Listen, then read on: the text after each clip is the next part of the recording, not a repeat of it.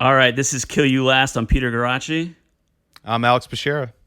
And not in studio, but from his own bunker, we have Dustin Chafin. Welcome, Dustin. Hey, everybody. Welcome. How you doing? I'm good. So, Dustin, this is our fourth time doing it by Zoom.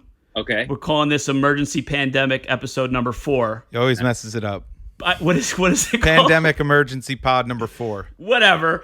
And but this is you're the first Zoom guest. Oh, yes. wow. So bear with us a little bit. We did 3 episodes, just me and Alex by Zoom. Right. All the previous episodes, for the most part, with guests. So this is our first Zoom guest. So thanks for coming on. Thanks for making the time to do this. Hey, I'll always take a new credit. I like it. And yeah, and this is it's going on the YouTube credits. So you picked a movie that it's funny because we've been circling around trying to do this for months and months, and so it took a pandemic for all our schedules to link up.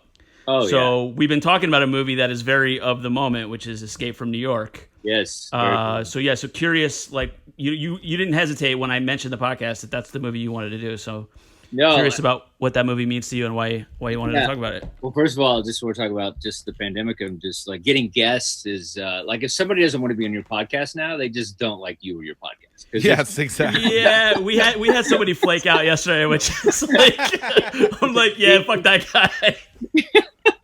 You have the time, bro. You can schedule it after bagel time or whatever your schedule is, after your shower. Yeah, man. Escape from New York is my probably top 5 favorite movies of all time.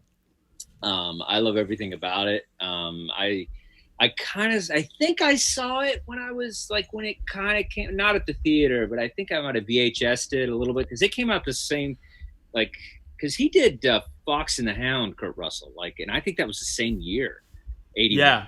And so I'm not sure if it was after or before or whatever, but yeah, Escape from New York was something that I shouldn't have seen. Those movies that we saw way too early. Yeah. It was like we were too young to be kind of watching a movie like this. But I remember I saw it probably age 10 or something, and it was it opened up a whole lot for me. I've never seen anybody cooler on screen than Snake Plissken. Just the coolest character ever. Is this a movie that made you want to move to New York? Yeah, all these horrible movies made me want to move to New York. Taxi Driver, Warriors, Escape from New York. What's funny is I had a similar experience. I'm from Jersey, so I was introduced to the Rockefeller Center, Christmas tree kind of New York my whole life. But I remember very specifically coming as a teenager for the first time. And for me, oddly enough, it was the movie Marathon Man. Oh, which is very dark, very. I call these movies New York as hellhole. There was a lot of movies where it's like they couldn't make New York look any worse, yet still it was so attractive to come here. Fort Apache, the Bronx, that movie's awful. Shooting people from the rooftops and shit. Yeah, it's all that stuff. And so I think just that grittiness of New York through kind of these movies kind of made me fascinated. By and I was always trying to escape Texas, so. Escape to New York. Yeah, Escape to New York was definitely my role. But I just love Snake Plissken. I got really fascinated. I wore an eye patch when I was in high school for a little while. And get the fuck out of here. I did. For real, you did? It was the 80s, bro. You have no idea. We were different. We were the original hipsters. I love this. Was it unironic? You were just like, I'm fucking Snake. It was a lot. The eye patch, there was this band called Dead or Alive, and then there was Snake Plissken. So there was a lot. The eye patch was a little more fashionable than just, hey, I lost my eye, So it had a moment. Yeah. It was something, I don't know. It was then there was a guy on some soap opera who had an eye patch. It was a whole kind of thing.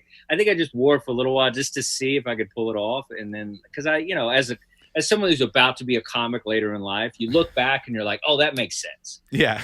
But we were auditioning a lot of stuff as kids. Yeah. You know what I mean? I was a skater for a while, and then I became really preppy. I was always putting on a character. I realize now. Yeah, it's almost worse if you end up as a square person in a regular job, because then it's well, why did I bother with all that other shit?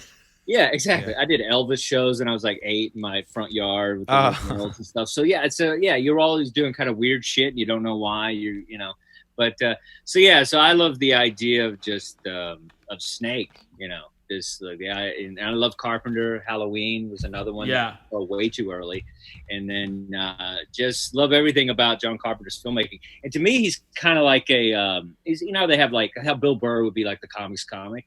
Right. I think Carpenter's kind of the artist, or the director's director, because he did a lot of this shit that was like that shouldn't have been a successful movie. I mean, it was all shoestring budget, and in the way they film stuff in it is so crazy. Like that's a real burnt out city, like in Missouri or something. It was like it was parts of St. Louis, yeah. Yeah, they had like a fire in '74, and they used kind of these buildings that were really run down. So everything about it just looks amazing to me. Is that where they filmed this in St. Louis? It was almost entirely shot in St. Louis. Yeah, the only shot in New York was the Statue of Liberty. Yeah, and they were the only the first movie to get the rights to do that, actually, and then they filmed it at night, so they got away with it. Yeah, I actually, so this is still, I rewatched it twice since we talked about it. It's still not, like, I love Carpenter, and I love Carpenter together with Kurt Russell, but to me, like, I prefer The Thing, and I prefer Big Trouble in Little China. Okay. And then I also really love They Live, which, I mean, is great with Roddy Piper. Like, people, sure. The argument can be made that with Kurt Russell, that movie is even more incredible. But this is like in the middle of, like, I'll take like Carpenter that I don't love versus almost anybody else, if that makes sense. Like, I love Carpenter that much that, like, even his stuff that it doesn't, like, hit me really hard, I still think is incredible. Yeah, but those two movies had huge budgets compared to what is. Yeah, that's true. Carpenter, you're right. He's one of these interesting characters where he went to film school. He made, like, I don't know if you've ever seen Dark Star, his first film. The first one, yeah. That guy got beat up a little bit, right? It's really shitty. It's like, it was a garbage, like, student film, but they were able to, like, get it into theaters, and he got an agent out of it. And he made it with Dan O'Bannon, who was the guy who came up with the original Alien concept. Very cool. Dan O'Bannon created, like, the original script that ended up becoming Alien. But it's just like, I mean, it has a couple of cool ideas in it, but it's really, like, junky and kind of crappy. But, like, they were able to parlay that into Hollywood careers. But Carpenter always had to keep, like, proving himself. And I just was listening to something on YouTube with him where he's like, he basically got an agent, but then the agent was like, well, listen, you're going to have to write your way into Hollywood. So he kept writing scripts. And he did Assault on Precinct. Is it? Oh my God! Why am I blanking right now? Is it 19? 19? I don't know. I think right. Assault on Precinct 13 is coming. Oh, 13, yeah, which is actually never even mentioned in the movie. They just thought it was a cool title after the fact. And so yeah, he's like the original. And like Halloween is like one of the great like indie horror films, like made for nothing. Really a simple idea. And one of the cool things about Carpenter is that he's also a composer, so he composed a lot of the music. I mean, you didn't hear it when we did it today, but like our intro music, we have The Thing music, The Thing bass as part of our intro, and it's like just that the music from the Carpenter films is such a huge. Like when you hear that Michael Myers music, like you get scared right away. Like it's so ingenious. Like I love a filmmaker that can use almost nothing and still make something. Yeah, and I like it that he took care of his friends from film school. I think is it Nick Castle who helped write this one, and the idea of that is so romantic to me. Guys that like take care of their buddies, and they were in school together and all that stuff. But yeah, the fact that he did the score and stuff, and that score, I think it sounds like he just did it on like a 43 key, Casio. Like Casio. It's all these like jinky, like 3 notes. Yeah, but there's just something like.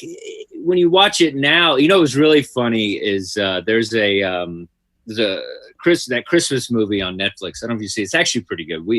We're big Christmas movie fans here, and he plays Santa. It's called with Kurt Russell. Yeah, I haven't seen it yet, but I heard it was pretty good. It's really funny because they do some shout outs to Escape from New York. So he's Santa and he's landing his sled on top of a building, and it's just like the glider. Oh, no shit. The way they do it, and it almost goes off, and there's kind of a cheeky moment to it. But Alex, what did you think seeing it for the first time? So yeah, I watched it for the first time actually 2 nights ago. Oh wow. It definitely was enjoyable to watch. I really liked the premise, and obviously it's like this far-fetched premise, but is it really? Well, I mean, what is Australia? What was Australia? It's true. Actually, I was thinking about this. It is like the Australia. What was it, like the 1800s when Australia was just a prison? Colony, yeah. So, I really liked the beginning of the film, the exposition, like the setup. How there's like voiceover. It shows the island getting the barrier around it. It set it up real nicely, just showing you, okay, these are prisoners. There's no guards, nobody watching them. Like I was kind of hooked from that moment. I didn't, and I'll say this: the minute we see Kurt Russell on film, he's the coolest guy in the room. You want to be him, even 40 years later. Yeah, I was looking up to this guy.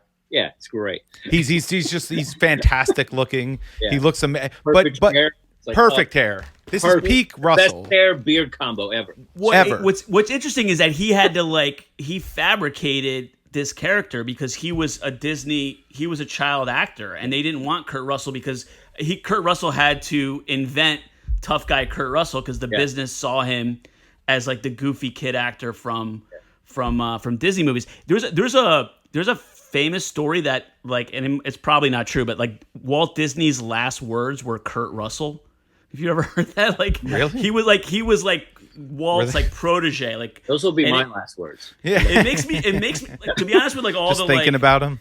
All the Hollywood, like you hear like the conspiracies with pedophilia and stuff. The one person I'm nervous about is Kurt Russell. Like I just don't want to believe that he was. I hope he was okay. I hope he was protected. I hope he was safe. Yeah. But I heard I think he said something. He created that character. It was a little bit of Bruce Lee, Darth Vader, and like early Clint Eastwood. Like, yeah, and there's a little. Yeah, he does. I mean, he does that because he does. Even in Big Trouble, he does basically John Wayne, but he does like a stupid, like over the top John Wayne. It's really smart as an actor to do that, and like Kurt Russell knows enough about the business. Like he knows that like the look of the character, how important that is, especially for this type of character. And less is more. Like he just like with Good, Bad, and the Ugly and all those Clint Eastwood movies, those spaghetti westerns. Like he barely says anything, and that's what makes it so kind of impact.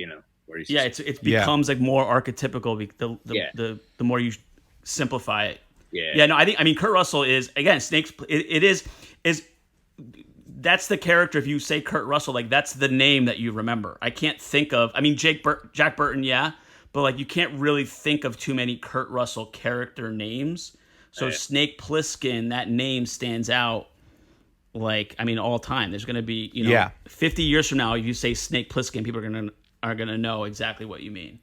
That was my first impression, just to answer your question, Dustin. My first thing that I loved about it was the character. And I had heard of Snake Plissken before, and I had seen some depictions of him in pop culture, like your T-shirt. I don't know if you want to show the audience your T-shirt. I mean, even just the outline on your T-shirt is handsome. Come on, I mean the guy is a fox. Perfect, right? He's perfect. He's perfect. And Peter, I don't know if you want to show the audience your even not your being toy. A huge fan of the movie, I'm a fan of Snake Plissken. So I was in San Francisco years ago with my ex, and we walked into like a comic book store, and they had a Snake Plissken action figure, which the artwork on the actual packaging is so cool that I never wanted to take it out of the packaging. So I just have it propped up on my desk. How fucking cool is Kurt Russell? Like that face is a movie right there. Like how fucking cool is that? I mean, that's my point. It's like this is movie star action hero to the T. Like this is kind of why I love the 80s. And since doing this podcast, we're like 70 something episodes in now. I had no appreciation for 80s action movies before we started this. Peter knows this. I wanted, I hadn't seen any of these movies. I hadn't even seen, some basic 80s movies like Back to the Future and some, things that people get mad at me on the internet for. But I definitely have grown to appreciate enjoying these movies. Before doing this podcast, I probably would have shut this movie off and just been like, oh, it's another action movie. But I'm glad that I have done this podcast and that I didn't do that and I didn't have that reaction, because I enjoyed this from front to back. Not too long a movie, which is like my number one thing with these 80s movies. I watched Blues Brothers the other day because we're potentially going to do that if the guest ever wants to join. That movie is 2 hours and 40 minutes long. Which is long for a comedy. It's a fucking comedy. I think it's like 2:15, but 2:20, but still, it's way too long for a comedy. I think I might have watched the extended cut because it was insane. Anyway, this was like 90 minutes, like get in, get out. It was exciting the whole way through. One negative, and I wanted to get your opinion on this because you guys are like super fans of this movie, and I wonder if you just like look past it because you saw this when you were younger. I think the acting in this, especially from a few key people in some big roles, is pretty atrocious. Am I off base entirely on this? Specifically, Brain. What the fuck, man? Who's a great actor, by the way. I know. Yeah, I've like seen him in all-time shit. great. Yeah, I know. No, I know. I've seen him in shit. But God, there were some scenes in this. I was talking to John Fugelsang about this because he hates the movie, and he was saying how bad it was, and I said it was one of the best apocalyptic movies, and we argued and stuff.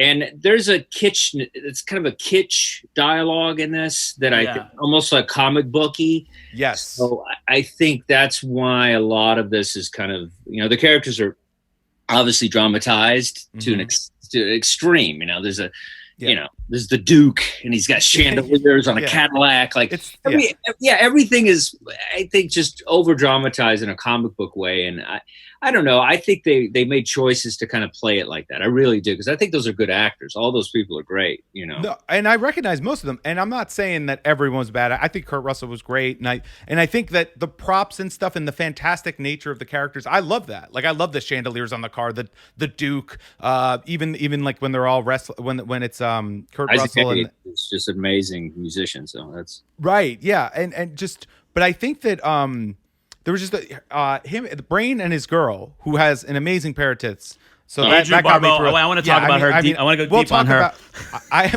Okay. I felt we were going to talk at least 15 minutes about her tits for sure.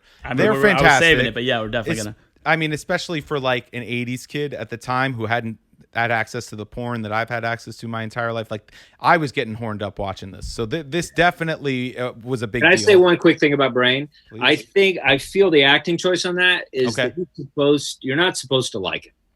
And I think when actors have a character that's supposed to be kind of unlikable, yes, there's weird choices they make, because he's definitely not a bad actor. That guy was acting since 50s or whatever. So I just feel like that might have been his choice, and it came off like he's trying to be annoying and hey Snake, and hey, he's trying to do all this and like I don't know. You know what I mean, like there's bad choices that people make. Forrest Whitaker and Rogue One, and what was that? What was that? Yeah. I actually like. I think the casting is pretty inspiring. Having Isaac Hayes as the villain is amazing. Yes, and I love that. Having Ernest Borgnine as the taxi comic driver, relief as the captain. He's great. So funny. He's like the best actor. It probably led to him getting what? Oh my God! Why can't? Sometimes my brain freezes up when we're doing this. It's okay. What's the TV show that he did with Jan Michael Vincent? The Wolf. Why can't I think of what it is? Airwolf, yeah. Which is another somebody probably saw him in this and was like, oh, Ernest Borgnine, we haven't used him in a while. Let's put him in a TV show. And Adrienne Barbeau, she was married to John Carpenter at the time. She's a fox, man. She is like, she's swarthy, 99% tits. Swarthy and huge melons is really all I'm looking for. And she's like I wrote this down, like, because I don't know that she was ever actually topless. So best tits I've ever seen completely in a movie is Pam Grier, without a doubt. But best tits where they're still covered somewhat, I don't know if you can beat her. Like that's unbelievable, and she's still a good actress. The best tits have ever existed are probably the chick from True Detective first season. Oh yeah, who is that? Yeah. And they just come out of they just like pop out. She's got him handcuffed. She got Woody Harrelson handcuffed, and then and Woody has no idea what he's in for. I don't think you knew either. Like you could tell he's shocked. He's whoa, hey. He's like, I didn't see this on the call sheet for this morning.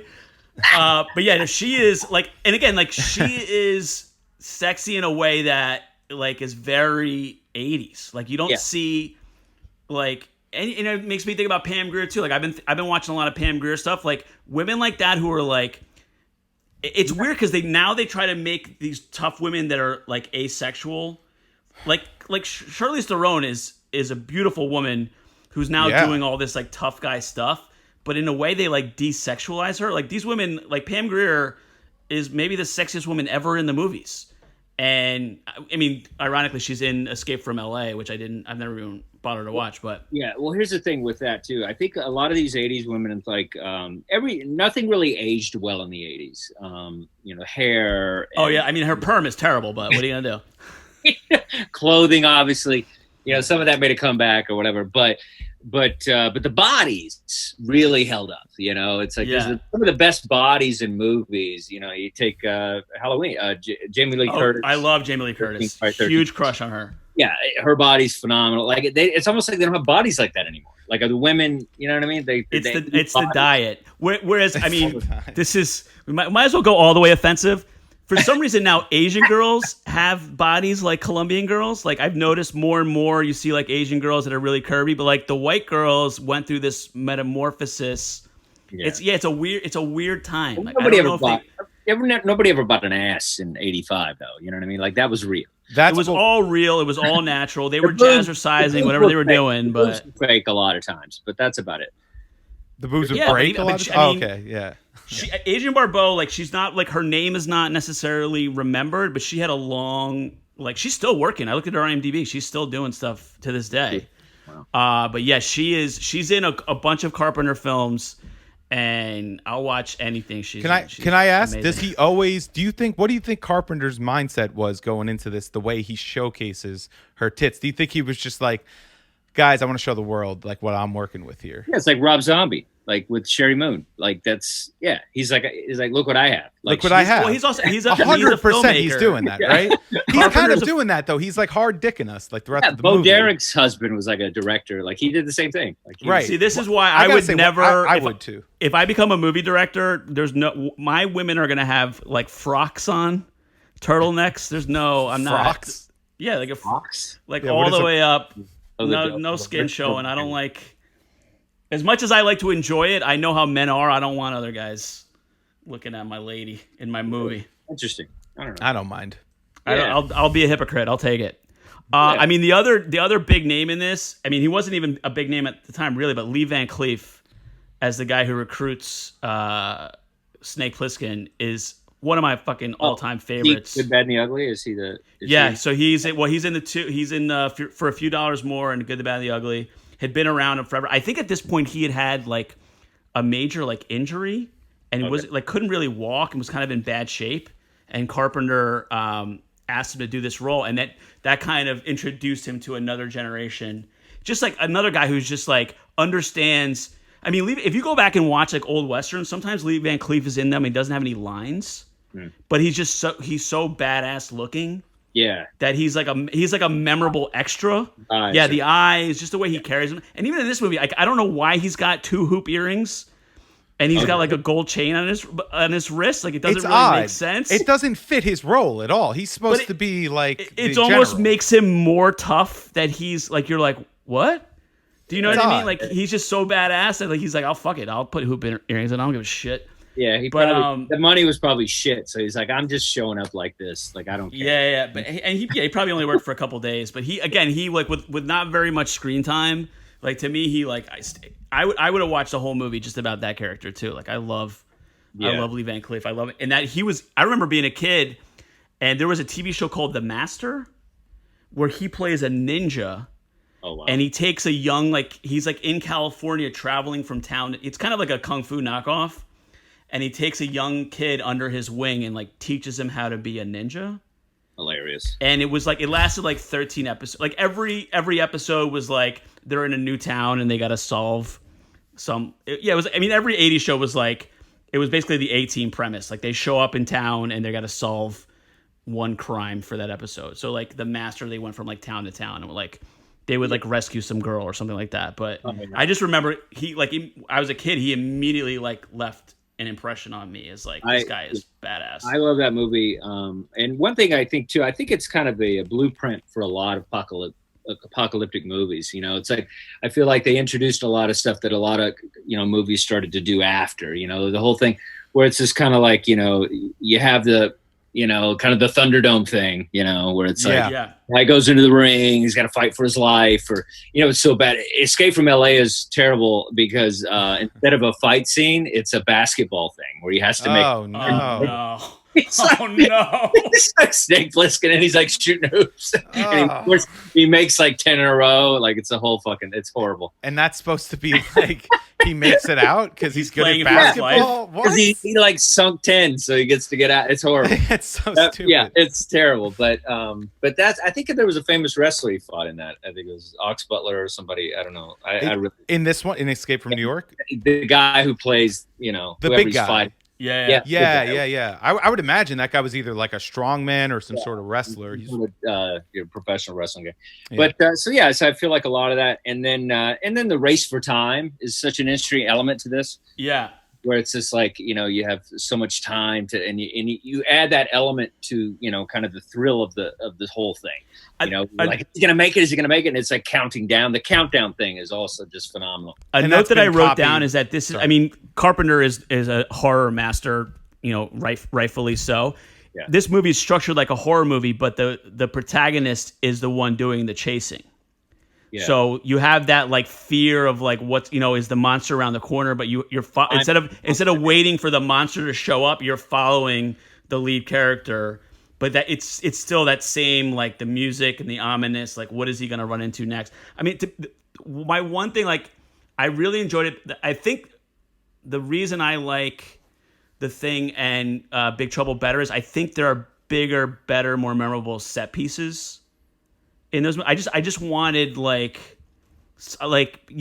fight is great and the kind of the final the chase with Isaac Hayes. I just feel like it could have been even more like at every step. Yeah, that's probably why. Seriously, that is probably why. I mean, I don't know if you know that how much we should probably know that to have this conversation. How much it costs? We could probably Google. It was super cheap. Yeah. He had to. They filmed it in St. Louis. They didn't have a lot of money. I'm looking it up right now. One of the cool things is at the time James Cameron was doing special effects, and he actually drew a lot of like the matte stuff. Yeah. So like where you see the skyscrapers in Central Park, they're actually matte drawings on glass that James Cameron did. I just love all that stuff. Like the reason, like I love Reservoir Dogs better than Pulp Fiction, just because it was a more kind of fresh movie for him. You know what I mean? Yeah, well, it's the same thing with like someone like Robert Rodriguez, where he figured out how to make a movie for $7,000. Yeah, and a ladder and like. Yeah, I've been on a huge Tarantino kick lately. I've been going back and rewatching stuff and Tarantino, I mean, he resurrected Kurt Russell's career, really. Like, I love seeing him. Death Proof is kind of a throwback to this as well. Yeah, and I love seeing him in Once Upon a Time in Hollywood. Yeah. And in a way that, the characters in Once Upon a Time in Hollywood are a little bit, like, that's a little bit Kurt Russell's life, too. Kurt Russell was doing, like, episodic television. He was doing Westerns. Absolutely. He is a guy who, like, his career could have taken a couple turns, and he could have ended up being a has-been instead of becoming a huge star in the 80s. Like, he was one of those guys that was like, he'd do a Gunsmoke here and an FBI there. And a lot of those guys didn't become huge stars. He's just one of those guys that did. So I remember Tarantino saying that he leaned on Kurt Russell a lot for a lot of the stories about what Hollywood was like in the late 60s. Yeah, so the budget for this was $6 million. Yeah, which is it's higher than I thought. Yeah. It's still low compared to all the other Carpenter films. Like Escape from LA apparently was $50 million. And he did nothing with that money. It just shows you that money, like a crap idea and money is the worst thing that you could possibly. Yeah. Well, it is. It worked out with Big Trouble in Little China because I feel like that's a video game almost. You know what I mean? It's silly. It's meant to be ridiculous, and I feel like with Escape from New York, it's like there's not a lot of effects, and so it feels a little more real. In the sense of it could happen. Whereas, and I feel like with Escape from LA, they try to make it funny, which I think Escape from New York is really funny. Yeah, it is funny. There's some funny lines. Like he's meant to kind of be a smart ass, and he says some kind of like some like quick lines and stuff, which I think, and what they try to do too much of that in Escape from LA. Oh, sorry. Go ahead. Yeah. Oh, well, you know what I laughed at that I'm not even sure in Escape from New York that you were supposed to laugh at? So you remember the scene, it was towards the beginning, Kurt Russell's in New York. He's still kind of finding his way around, and he finds himself in some sort of abandoned like bar, like a shack. And this girl, this like woman is there, and it turns out like he's like escaping these bums, like these kind of like ne'er-do-wells, and she's not. She's like dressed well or whatever. And she comes up to him and she's like talking to him, where are you from? Oh, and she like recognizes him. She's like, oh, you're Snake Plissken. And then she gets all like hot and bothered, and she's like is about to make out with him, and he's about to make out with her. And then she just sinks through the floor, and like these like zombies just fucking like grab her. And I just thought that was so funny. We never hear from her again. That made me laugh so much. I was like, I love when he gets in the cab with Ernest Borgnine, and Ernest Borgnine's like, oh, I didn't know you were in here. They got you too. Like he's just like, hey, I guess you want to take a ride. And again, it's to me that's like the most New York-y thing is like, of course you would have a cab driver that's just like driving around Manhattan Island. I love the idea of fame too. You know, my best friends is TJ Miller, and everywhere we go, it's like, hey, TJ. So the idea of someone always knowing your name and always like bringing it up, and like that's funny to me now that I'm friends with a celebrity. So it's like, just that was kind of funny throughout the movie. It's just like everybody knows who he is. You know? He's like a celebrity for degenerates. Like if you're a fucking career criminal, you all know who Snake Plissken is. I like But not too dissimilar from good old TJ. I love TJ. That's funny to me. The idea of that is so funny. Yeah. Oh, yeah. No, it keeps happening throughout too, and I like how they don't explain it too much. They don't over-explain why everyone knows him. Yeah, he's you're just a badass. You hear about a job that he did, and somebody died, and things, and that's like really Carpenter's gift is that he knows how to just make a movie move. Yeah, like if you go back and watch Halloween, if you go back and watch Assault on Precinct 13, like these movies are like bare bone, and it's budget, it's money considerations, but it's also like a style of movie making, because like Carpenter always talks about like he loves westerns and he loves like Howard Hawks, like Rio Bravo and stuff like that. So a lot of his movies, he's drawing from those sources, but they're all John Carpenter. Do you know what I mean? Like he can't help I've been thinking a lot about like how much style has to do with like art, and it's not about perfecting something or doing something in a perfect way. It's doing it so that people go, oh, that's a Tarantino movie. Yeah. You know what I mean? Or, oh, that's a Carpenter movie. Like you can't, even if you give John Carpenter like a Western and the budget and, John Wayne, he's going to make a John Carpenter movie. And that's what's so fucking cool about all these movies. And details, that just having the character wear an eye patch, he automatically gives him like, you just know that he has some interesting story. It isn't, you know what I mean? You see him walking with an eye patch and you're just like, okay, there's some crazy backstory with this guy, and maybe the greatest leather jacket in the history of the movie. Like it's so I hate when guys have like new clothes in movies. And that it's like a costume designer. Like that jacket has a lot of years on it, and it can't possibly have been fake. Like that's a real fucking leather jacket. Yeah, those camouflage pants are pretty new, but the jacket has definitely been. And for whatever reason, Kurt Russell, he's got like the knee-high boots. Like he does that. He has that in Big Trouble too. He has like knee-high moccasins. Oh well, okay, but in this they're motorcycle boots. That's what I want to think they are. Yeah, but don't they have like the straps like on the calf? Like they have like almost like a shin guard to them. Yeah, like a motorcycle. Yeah, that makes sense. But I don't know, something like it seems very Kurt Russell to me. Like I dig that. Yeah, but Carpenter too. I think Carpenter's seems like he's into probably bondage or what kind of, right? Yeah, weird shit he's into that he like puts in his movies. You know what I mean? Yeah, for sure. Yeah. There was a couple other things, like I always say, like whenever there's movies about the future, and it's funny because this movie takes place in 1997, so it's a very kind of pessimistic take on the future. During the grunge days, there were a lot of Snake Plissken looking dudes. You know what I mean? Yeah. But I always say like they predicted everything except for digital technology. Like whenever you watch sci-fi from these times, like they always have like fucking like. Tape recorders and shit. Like literally, the movie, the whole point, like the whole movie is him trying to get a tape. Yeah. So, but I love when like they're literally doing like showing you the map of Manhattan and they're like doing like drawing the line like it's like an '82 Atari. But it's funny because they say I'm from New Jersey and they say like the shore of New Jersey, and I was like. Bayonne and Newark and Jersey City is not like when you think the shore, that's not what anybody's talking about. But in the movie, that's what they say. And then also something I saw online was that when he's in the glider and they're showing you the computer screen in the glider and you're seeing the 3D map, they didn't have the technology for that yet. So they actually built a model, put white lines on it and then filmed it so that it was neon, so that it looks like a computer screen. And Carpenter said, he goes, now you would just literally create that on a computer screen.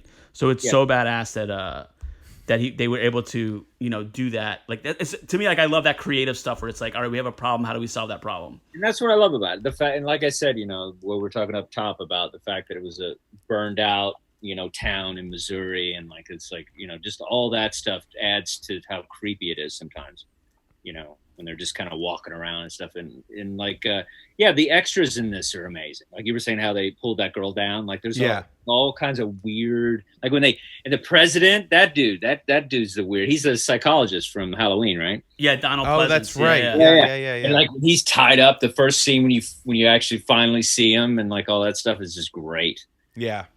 Yeah. All the surrounding characters in this complemented pretty well.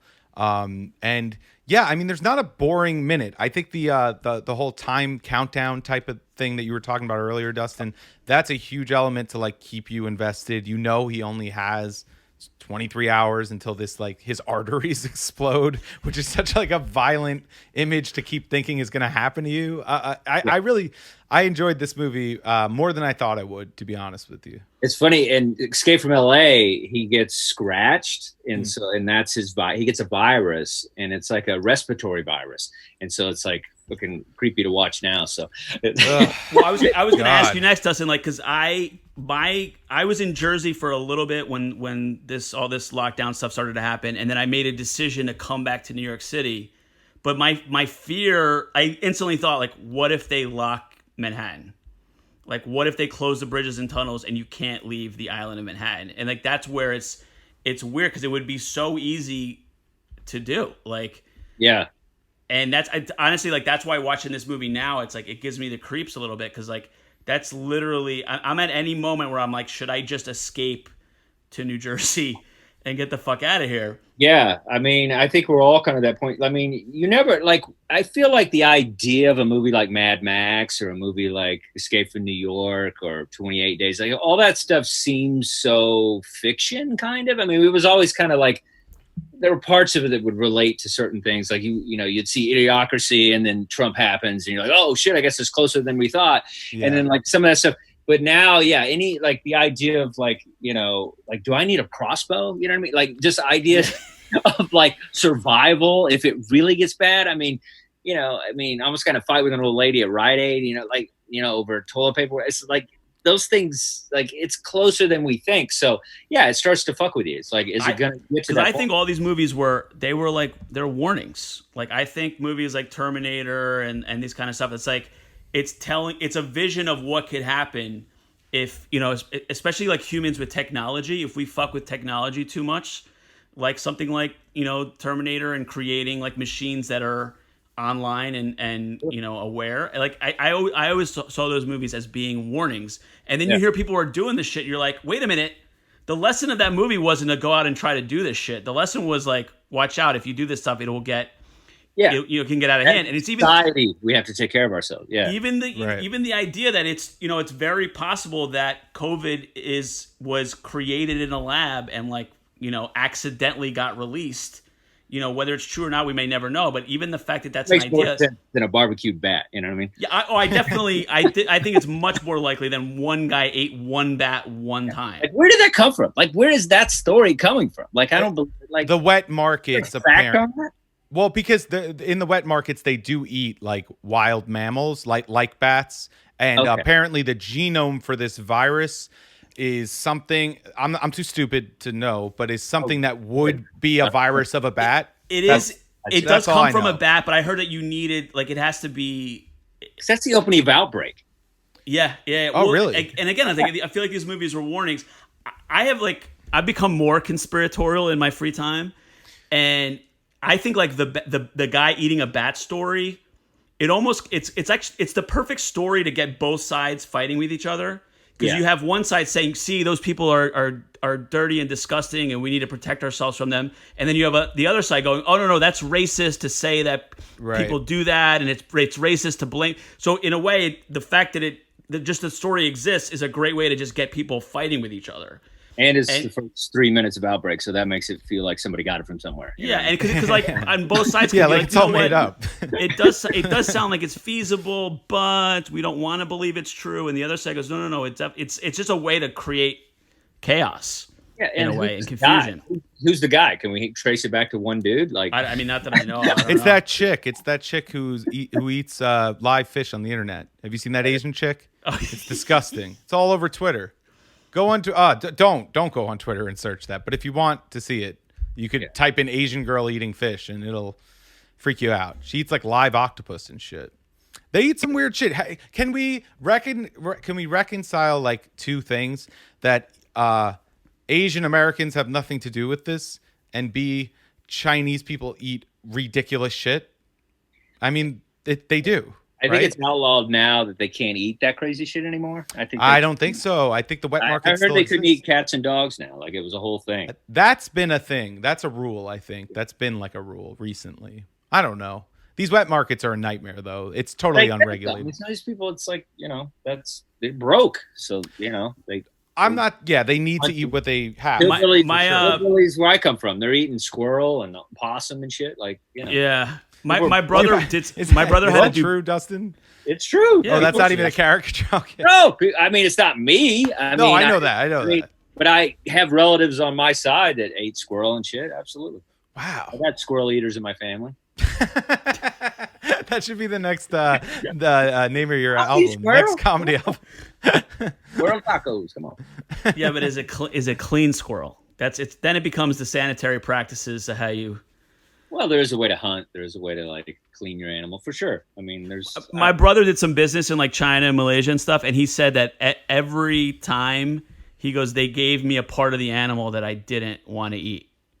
It was never the breast of the chicken. You know what I mean? It was never the cut. What's the weirdest thing that you've eaten? Like, I'm such a picky eater that I probably.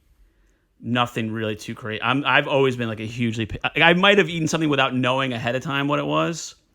Yeah, but I can't really think of anything too. I lived in South America. I lived in Chile for a little while, and I was a missionary and all this stuff when I was younger. And I had like an empanada with like fish eyeballs, which is the most thing ever, and that was just ridiculous. And then cow udder, like the udder. Somebody fried it up one time, and I didn't know what it was. They were like, "Hey, it's just like eating this thing that." Just tasted like fried meat, and it didn't have really a flavor to it. But it was cow udder, which is just so gross. Yeah, there's Peter. What is the weirdest thing you've eaten? Me? Yeah, I can't. To be honence, it's funny. The thing that I think of is I didn't eat it, but my family's from Sicily, and I used to go there a bunch. And my cousin brought me, and one of the delicacies is basically. It's either intestines or it's it might be like stripe, like pancreas or something. But if he hadn't told me what it was and just like gave me the sandwich, it looked like a sausage sandwich. So if he hadn't have said, "Hey, this is fucking pancreas," I would have just eaten it. And then after the fact, he would have been like, "Hey, by the way, we consider this a delicacy, but it's pancreas." But the fact that he told me what it was kept me from even trying it. But like I've seen dudes go to town on that shit. Yeah, it looks like white sausage. Yeah, I've eaten cow head where they'll take the cow head and wrap it in foil and put it on the barbecue, and then they just pinch the meat off. The meat like falls off the bone.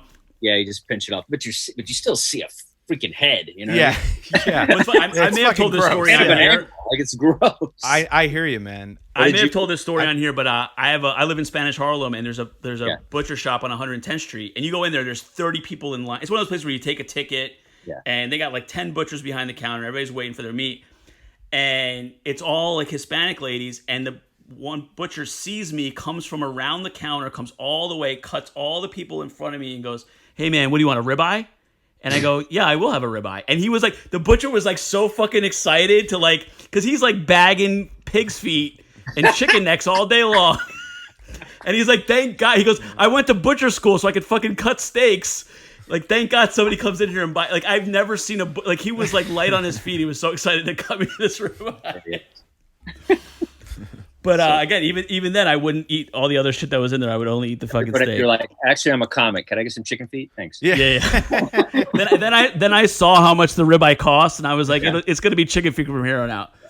Oh man. But yeah, this is a weird time. What did you eat? Did you eat something? Nothing too wild. At this point, we've built it up way too far. But cow tongue, I've had cow tongue. Yeah, that's the creepiest looking thing ever. It's creepy looking, surprisingly tasty, pretty salty. I enjoyed it. Yeah, the street, the taco trucks always have the cow tongue. Once in a while I get it. It's very salty. Yeah, it is very salty. It's not that bad, honestly. Yeah. But it's probably the weirdest sounding thing I've ever eaten. I've had crickets too, like chocolate. Like chocolate cricket. Yeah. Be good in protein, actually. That's what I keep hearing.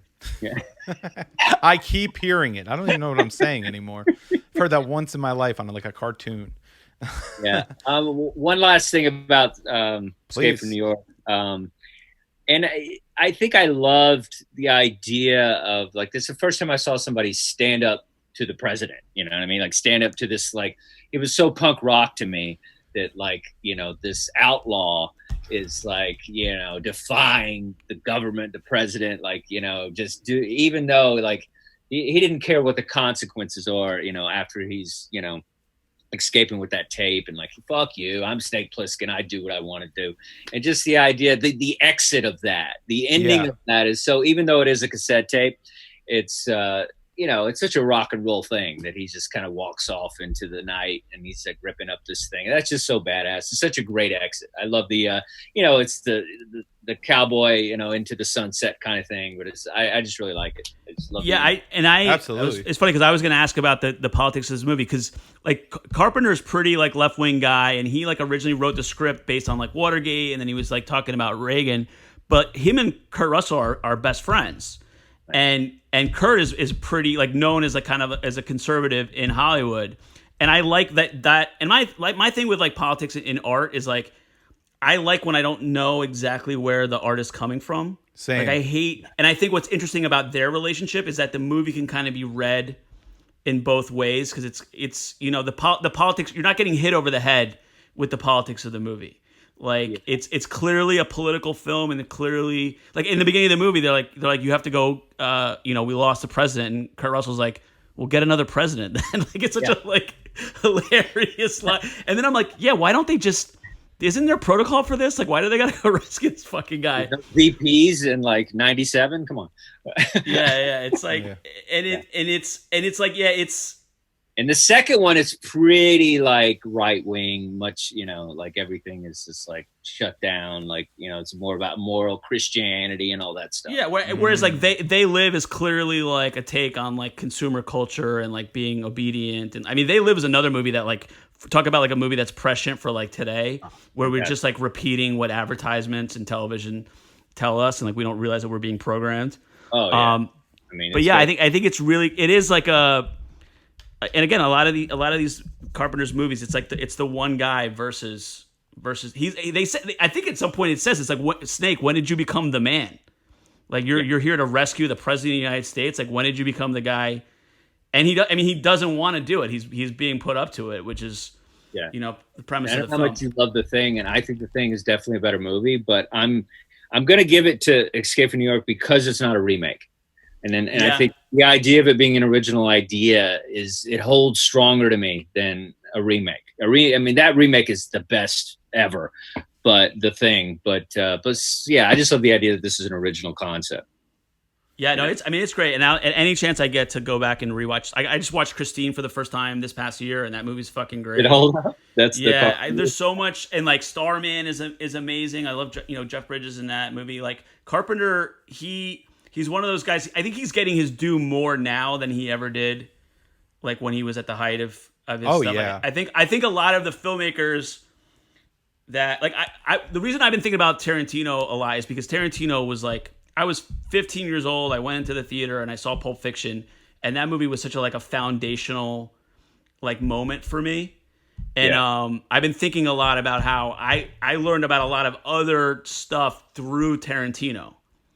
And I feel like Tarantino, Robert Rodriguez, all those guys that came later, like they knew like how great John Carpenter was, and they kind of brought, it's like you can't help but there's somebody's. I think David Chase said that Sopranos is about real gangsters who grew up watching The Godfather, so they're real mobsters, but their perception of what a mobster is shaped by the movie Mobster. Yeah, absolutely. And I think in the same way, like, you know, all the guys who then went on to become big filmmakers, they were watching these movies, and their perception of what you could do with a movie is clearly shaped by a guy like Carpenter, who was a huge fan of like 50s westerns and was watching Howard Hawks and John Ford movies. I get another thing too. Like I love to see where like art comes from. Like nobody creates anything out of nothing.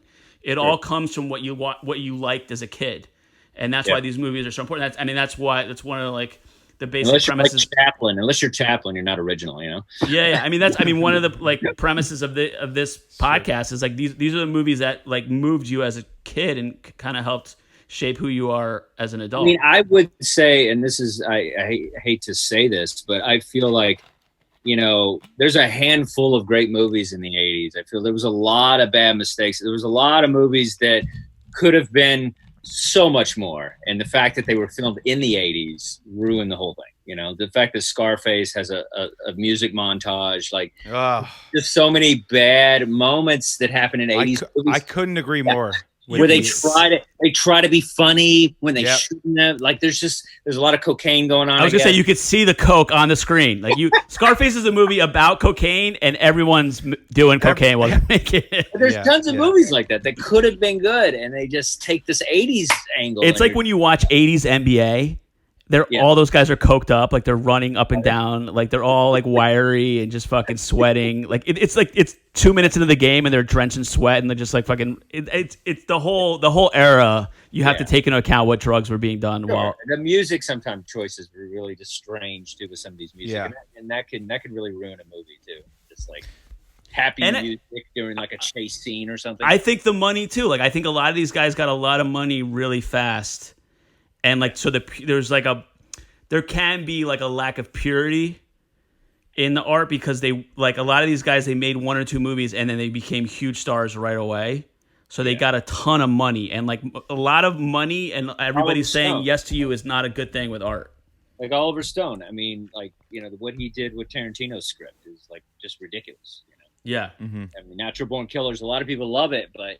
You know, and it's almost like it's just like, dude, if Tarantino, I feel like if he had his hands on that movie, it would have just been so much simpler. It's True Romance. I already love True Romance, but I hate Tony Scott as a director, and I feel like if Tarantino had directed it, that's his swan song though, because he does it. I do like True Romance. I do love. There's moments in that I just love. But yeah, Tony Scott started doing everything with the moving camera and like all this like crazy shit. Yeah, but I don't like a lot. There's hardly anything I like in except for Dangerfield and Natural Born Killers. He's like the only thing I like in it. Yeah.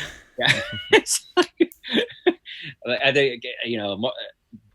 Downey Jr. is ridiculous as the Geraldo or whatever, but that movie's terrible. But so you know, to get a movie in the 80s that you can watch without cringing is hard sometimes. And I feel you know, Escape from New York is a movie that is one of those movies I've watched over and over. And you know, you have those movies. You have like a core movie. I don't own it, which is ridiculous. But it's crazy. But it seemed like it's always because it's on. You can find it. Is always on. You can find it like. And I love that too when you have a movie that's your favorite and just out of nowhere it just comes on IFC or comes on TBS and you're just like and I know what I'm doing for the next hour and a half, you know. Yeah. And that's the kind of movie it is. Whenever it's on, I get really happy. Like I can't not watch it. It's like a serendipity. We don't. I'm gonna watch it. With streaming, you lose that serendipity. Yeah, it was on Hulu for a little while, and that was fun. I watched it. Like it's one of those movies I could fall asleep to or whatever, but I just enjoy it. Right.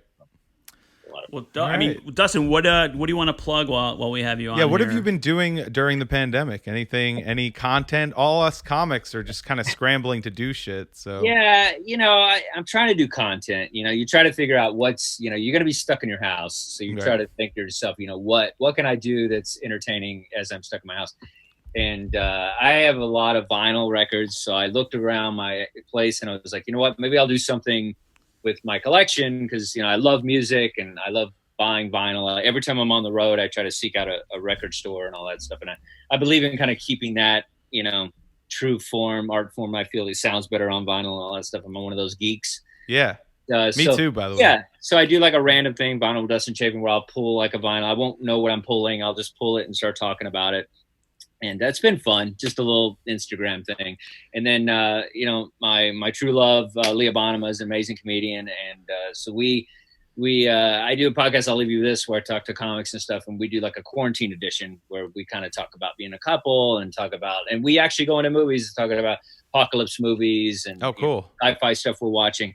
War of the Worlds is a really cool series we just saw on Epix, and that's as far as the apocalyptic angle, and that's so good. I don't know if you've seen that yet. No. Byrne. I didn't even know they were doing Gabriel another Byrne. series. It's phenomenal, and we just got through with that, and that's a really cool take with the aliens and the apocalypse thing, and it's nothing like the Tom Cruise movie. Like, it's really dark. Half of it's in French. Like, it's really cool. If you get a chance, check that out. Oh, definitely. That sounds great. You said it's on Yeah. Epix?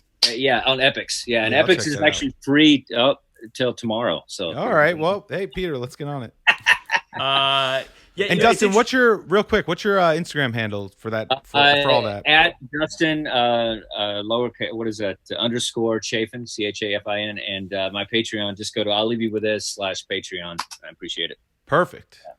Yeah, it's interesting because we're as comics we're such like we need that attention and that validation, but for whatever reason, like just doing like stand up through this like Zoom and all that stuff does not seem natural at all. No. Like, you can come up with a creative way. Like Alex was making fun of me because I made like a mock cooking video because I noticed that every comedian was making a cooking video. Yeah. So I started off like mocking the fact that like, oh, I have to do a cooking video now because I'm stuck in my apartment.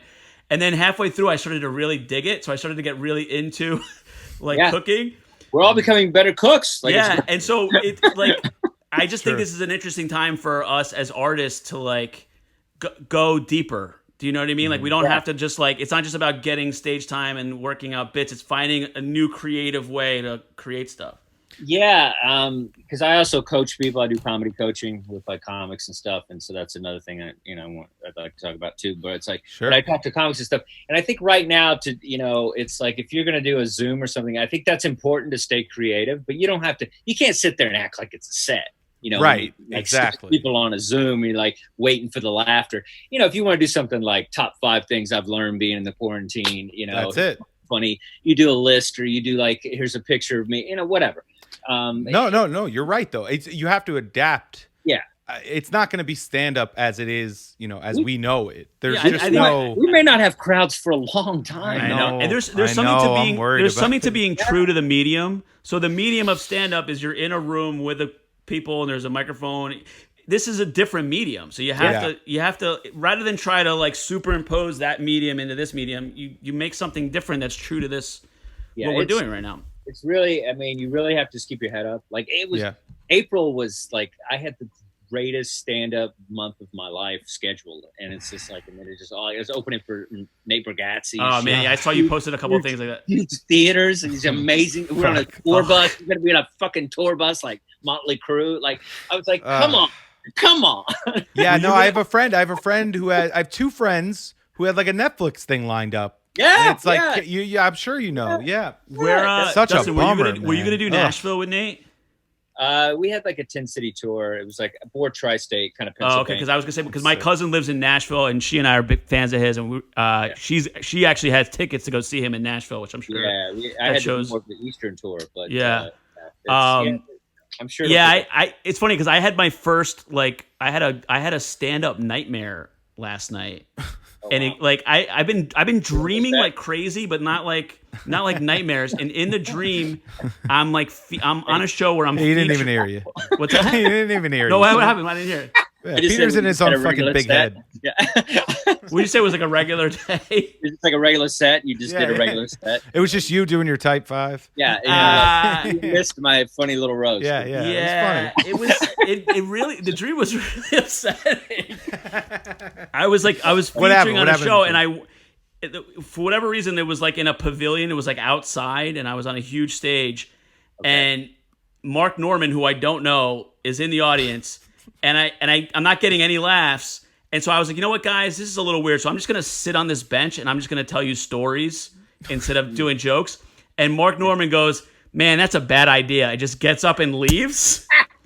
And then the whole audience, I walk the entire audience. Oh, and now I got to go back to the booker and be like, hey, I'm really sorry, but there's no one for the headliner to perform for because everybody left. So who books that in your mind? Yeah. It was actually, what's funny is it was a booker that I actually have a really good relationship with who really likes me. Hilarious. Yeah. That is all getting anxious about performing. I guess. I don't know. We're all. It's funny because we're all just kind of making it up as we go along. We don't really know what the future is going to hold, so we just do the best we can right now with this. Well, thanks for doing stuff like this. I mean, this helps. Getting content and like letting. Oh, this is so much fun for us. Like I said, thanks for doing it with us, Dustin. Yeah, we've been trying to get you on, and honestly, it was easier to get you on during the quarantine because I work weekdays. I don't know what Peter does. You're all over the place. Weekends, yeah. So it worked out. Honestly, I'm glad we did it. This was fun too. I enjoyed it. You guys are great. I'll be back on any time. I mean, this is definitely your element. I feel like you have a lot to offer. Movies I'd love to talk about. So it'd be great. Yeah, perfect. Peter, do you have anything outside of Kill You Last that you want to promote? That's a good question. What? You have Yonkers in 2021. Yeah. I'm just trying to line up those Yonkers Comedy Club gigs. Yeah, I'm doing a guest spot somewhere in the future. I said I posted a joke on Facebook that after this is all over, I'm just gonna show up at all the clubs and be like, "Hey, remember you passed me right before this happened? I'm ready. Anytime you want to throw me up, I'm ready to go, man. I'm whatever you need, I'm here." I'm sure there's gonna be a lot of that. I'm trying to I don't know. I'm trying to make. I guess I should make some more live videos. The thing is, I feel like as comedians, we're in an echo chamber where we talk to other comedians. And I'm like, I don't want to do that if every other comedian is doing that. But the more I talk to my regular friends, they're sitting at home and they want something to do. Oh, yeah. So I think there's actually it is a good time to make videos and do different stuff just because our regular, citizen friends that are not comics, they're just looking for shit. So this is a perfect time to do that. It's good for us. A lot of times I was when I comedy coach and stuff, it's we have to just stay busy. Even if, if you write that novel that'll never get published, or you write the screenplay that you're, not sure about, just do it. Time to be creative. Just you have the time. We never have the time, you can, and now we have it. So if you're not being creative now, it's you're just lazy. Yeah, you don't want to do. You'll never do it. I'm teaching myself video editing because I know this is a skill that I'll need to use, and I've wanted to teach myself it for years, and now finally have the time. That's great, and it's funny how it's the other day I found myself, I was looking up on eBay, they have a rollout keyboard. You can play piano. I was maybe I'll just learn piano right now. I saw you have the time for 5 times, so I'm I'm ready. I can do this. Yeah.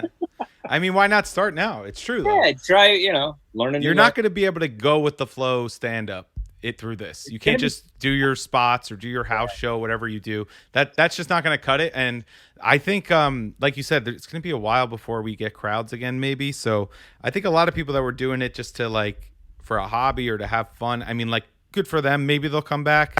But I think a lot of that portion won't come back. Well, I think the fact that New York, like you were saying in the beginning, about New York being this epicenter and all that stuff, I feel like a lot of people already have left. Yeah. And, they're living with their moms and their shitty town or whatever. So it's and the thing is too, I feel like it's going to be harder to get stage time. So, because it's going to be a very narrow group. Nobody's going to have time to develop you anymore. You better be funny at this point. Yeah. Right. Somebody's going to risk their life sitting next to somebody. It's you better be fucking funny. Or just hot. There'll just be some hot girl just fucking breathing on everybody. Fucking diseased pig. I'm sorry. I was thinking about putting plexiglass up at Greenwich Village Comedy Club. Honestly, we're always spitting on people. You know what I mean? When I swear, I'll always see spit flies. I was gonna put a plexiglass. I have a friend who's a singer, and he carries a microphone around with him, and he'll do karaoke, and he'll bust out his own mic, and he's like, how many times I've gotten sick from other people's microphone? Yeah. I'm like, towards the end there, the last week or whatever before St. Patrick's Day, that I had a bunch of spots. I think I had 5, and I'm not bragging to say I had 5 spots in one night, but the idea of that I could masturbate to. Right. 5 spots on a Saturday. It was phenomenal. Oh man, yeah. I was going around to different clubs, and I had my own mic, and I went up and I plugged it in and I did my thing, and then I would unplug and put the other one back. So I think that's going to be the norm. I think the idea of us all having our own microphones. I mean, it might happen. I'm going to do that when it's over.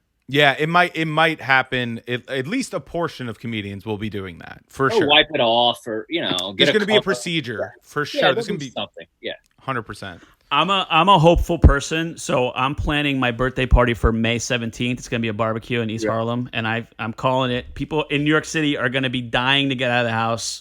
My mom today was like, "There's no way you're having a birthday party in May." You use a better choice of words. Yeah. You know what I mean? People are want to live outside of their apartments, and so I'm very hopeful that that's what I'm plugging. I call it Peter Palooza, the 2020 edition. I'm plugging that for May 17th. That's not bad. Hopefully we'll have those $1,200 checks by then. Yeah, I think it's no supposed kidding. to come this week. Is it? That's what I'm hearing.